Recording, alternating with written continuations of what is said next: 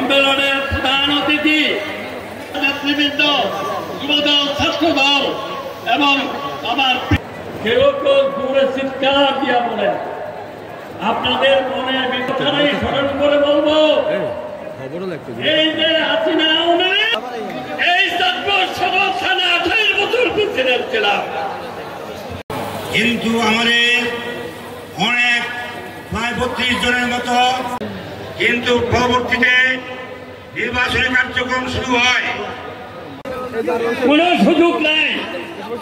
কিন্তু আপনাদের কাছে একটা অনুরোধ, 16-17 বছরে এই দেশটাকে ধ্বংস করে গেছে।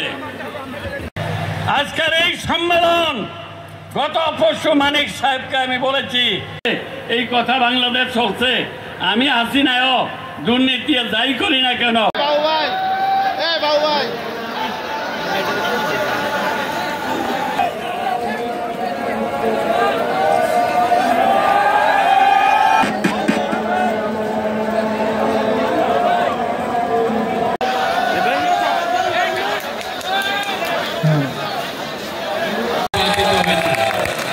এবং জনাব আফজাল হোসেন সিনিয়র সহসভাপতি।